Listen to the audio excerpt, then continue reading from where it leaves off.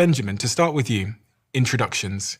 What's your context and what's the perspective experience you bring to this conversation? I was born in Iran in 1977. I came to the United States as a refugee under a program that President Carter allowed for Iranians fleeing religious and political persecution. My family came here on that basis. And I basically spent the next 40 some odd years trying to understand why I come from a part of the world that seems to be in sort of continuous conflict and turmoil, and exactly what can be understood about the forces that brought me here. I'm incredibly grateful to be here, and what can be done to basically change, or at least better understand it, to pave a way for change and progress in the future. What age did you leave Iran and what was the environment like when you left? I was just under 3 years old, and it was a few months after.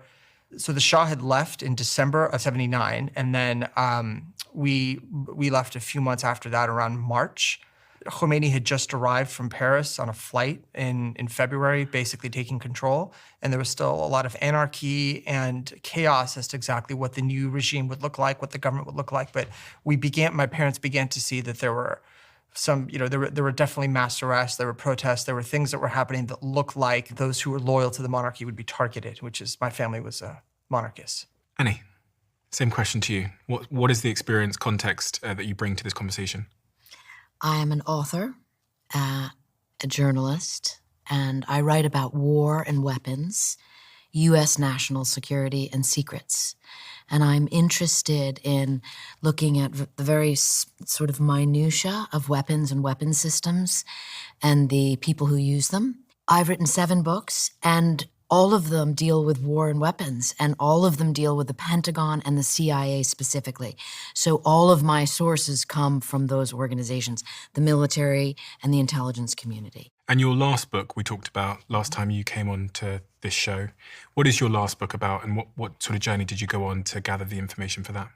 So my most recent book is called Nuclear War, A Scenario.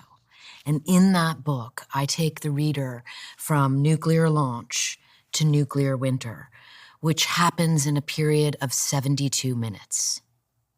And I interview presidential advisors, secretaries of defense, nuclear subforce commander, et cetera, people who are very close to the chain of command, people who have rehearsed making these decisions if they need to be made. And what I learned terrified me.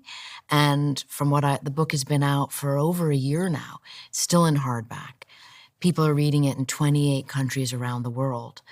This is a serious edge of peril topic. And I think we're here to talk about that because no time in my life, I think, have we been closer to thinking about this reality than right now.